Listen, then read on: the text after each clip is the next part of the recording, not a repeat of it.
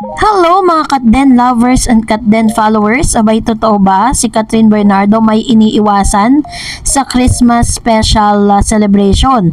Abay, Catherine, siya ang talagang sinisigawan at pinagkakaguluhan sa event na ito. But before that, if you haven't subscribed yet to my YouTube channel, please don't forget to like, share, and subscribe at hit mo na rin ang notification bell for more showbiz update.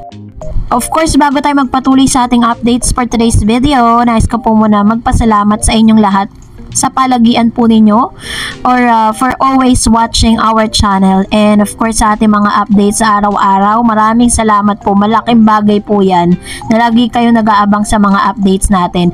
And for today's video, isa sa pinaka-highlights ngayon at pinapanabigan at pinanonood ng live no, kaninang 4 hours ago po ay nagkaroon po ng Christmas special ang Kapamilya, kung saan napapanood po ito sa Kapamilya channel A to Z. Hindi po siya napapanood sa GMA7 parang para sa TV5 ganon. So parang hindi ko siya napanood kasi wala tayong ganong channel. So anyways, so narito ang ilan sa mga artista na kung saan sila po ay featured dito. Nandito si Blight or si Andrea Brillantes, Catherine Bernardo, Chi Pelomino. So ilan yan sa mga stars na present nung rehearsal. Napanood din si Angie, isa singer and actress na medyo nagkaroon na rin ng pangalan sa showbiz. And of course, nandun din po itong si Miss Janela Salvador na magkaroon din po ng kanyang number. And of course, si Jane Adarna. Ayan, so nandun din po siya, namataan din po siya during the rehearsal. And of course, nandun din po si Maymay Entrata, ang ama kabugera ng ABS-CBN, nandun din po siya. Pero alam niyo po ba na kapanapanabik at talagang pinag-usapan at nag-trending po itong si Miss Catherine Bernardo, kasi tila baga, siya po talaga yung pinakaabangan ng lahat. Talagang sobrang init ng pagtanggap ng mga Pinoy dito kay Miss Catherine. Kung mapapansin po ninyo sa video ito, ayan, so nagre-ready na po siya para sa kanyang preparation, sa kanyang dance and number, na talagang grabe po yung sigawan ng mga tao nung tatawagin na yung pangalan ni Miss Catherine Bernardo. And of course, syempre po na-featured din ng iba't ibang mga fandom. Talagang sinuportahan po nila ang kanilang mga iniidolong mga artista. Grabe, punong-puno po ang Araneta Coliseum. Ganon po katindi. Meron pong mga fans po ni Catherine, ni Daniel Padilla, Kim Chu, ng Janela, at marami pa pong iba. Talagang nagsama-sama po sila para sa event na ito, para supportan yung mga bet nilang artista. Pero ito nga yung pinaka number ni Miss Catherine Bernardo. Ayan siya, sumayaw po siya, nagsha-shining, shimmer and shining yung kanyang mga damit. Yung kanyang damit na isinuot at talagang na siya, confident na talaga si Miss Cat na lumalakad at rumarampa dito sa entablan ng Araneta Coliseum. Noong mga raan pang mga taon, dalawa po silang rumampa dyan, but this time sinigurado ng pamilya ni Miss Catherine at sinigurado ng ABS-CBN na talagang solo era na talaga si Miss Cat.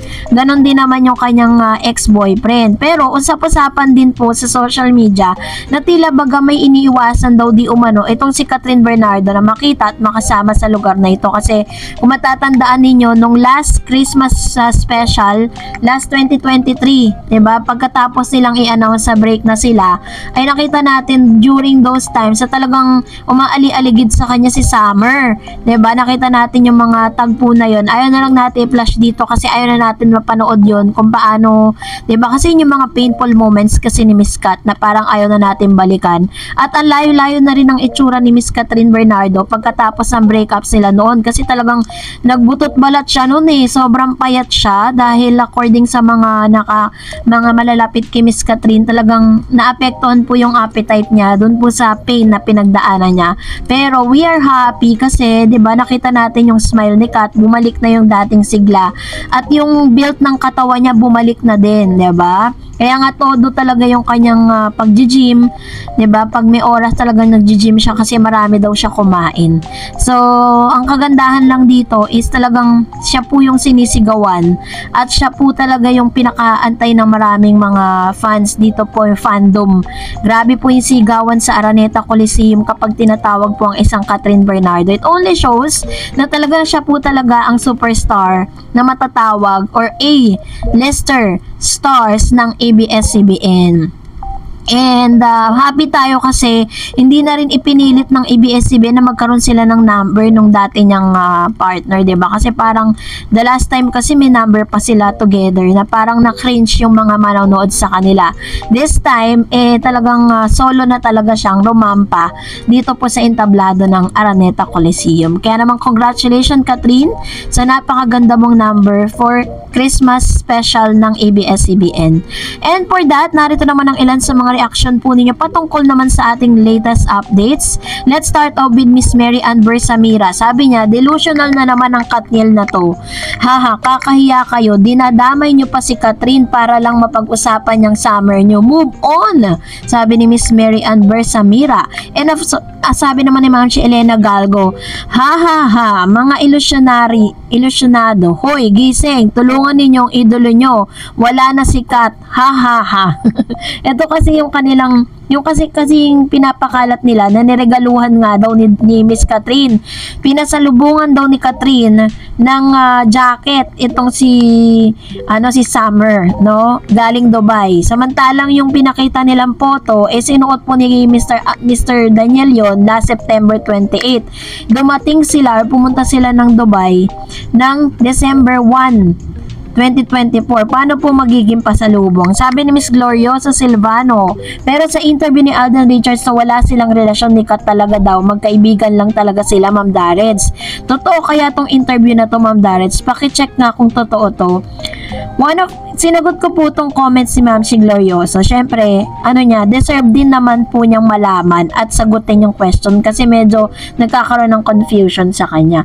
Actually po, ang relationship ni Miss Kat at ni Alden Richards, nagsimula po talaga yan sa friendship.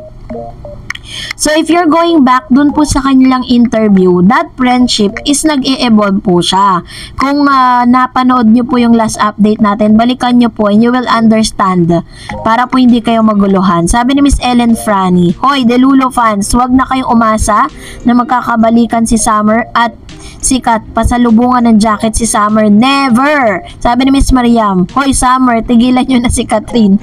And sabi ni Miss Maritestan, mahihirapan si Summer bumalik kay Kat kasi kay Mami Min pa lang, wala nang trust sa kanya. Sobrang sakit sa mami ni Kat ginawa niya. True. Napanood nyo po ba yung renewing of contract netong si Miss Catherine kung paano umiyak si Mami Min? 'Di ba? Doon talang mababasag po yung puso ninyo habang umiiyak yung anak niya, umiiyak din siya. Sabi ni Ma'am Shimalu, grabe ang dilulo ng ibang Katniel. Paulit-ulit nang sinasabi ni Catherine na no more going back and second chances tapos magre-regalo pa kay Summer. Masaya na si Catherine at malaya na siya nasa narcissistic na ex. O, 'di ba? Kasi hindi lang natin maintindihan. Actually, ang tawag kasi sa kanila mga blind fan. Ayan. And sabi ni Mr. Dong Tats, hi Miss Dars. Malapit na nga tayo matapos sa pulang araw. Dilulones na sanden kasi 2 more weeks na lang ang pulang araw. Dito man tayo sa dilulones na mga Katniel. Kung dati sa pulang araw si Alden ang gamit na gamit ni S. Ngayon naman, gagamitin naman si Catherine para paingayin ng incognito. Actually, tama po kayo dyan. And of course, sabi ni Ma'am si Raquel Bersosa, kala ko ba tayong cut din lang ang mga dilulo? Hindi pa man kinuha na ng Katniel yung titulong dilulo sa ating mga cut din. Naku po, sa mga fans na katulad ko, wag nyo masyadong dinidibdib ang pagka-fanay ninyo at wag masyadong mag-invest ng feeling sa mga hinanga natin dahil sa showbiz, may katapusan o hangganan. Tsaka, wag kayong makipag-away at patayan para lang sa mga artista. Makontento na lang tayo, nakiligin, mamangha, maging believe sa artista, tangkilikin ang produkto ni inendorso nila. Hanggang doon lang, wag na kayo makipag-away dahil sa mga artista, ginagawa nyo lang masamang tao kayo. Actually, tama naman, di naman natin kailangan makipag-away, 'di ba? Pero kasi minsan, kapag below the belt na rin kasi yung mga sinasabi ng mga dilulo fans, hindi na rin naiiwasan ng mga fans na yung legit na fans talaga na sumagot, 'di ba? Lalo't alam natin na papakadilulo sila. Tama naman si Ma'am Raquel that do not invest too much emotion kasi baka mamaya masaktan tayo in the end, 'di ba? Hayaan natin na maging natin sila inspiration, maging stress reliever natin sila sa mga panahon na talagang nag-iisa ka, lalo lalo na po sa mga OFW, diba? And sabi naman Mr. Renato, dagdag ko, biruan namin sa ex para matuloy na yung pag-celebrate ng Christmas ng Paul Quezon and Bernardo fam. Mag-alay ng mga bashes ng kandila, matupad lang ang wish natin. Ano to? Parang may kilala po akong ganyang fan na. May mga ganyan pong dilulo fan na. Sir Joel Lopez said, reregaluhan pa ba ni Kat si Daniel? Wala na sila. Isa pa, di gagawin ni Kat Dan dahil mahal na mahal niya si Alden. Obvious naman na sila na.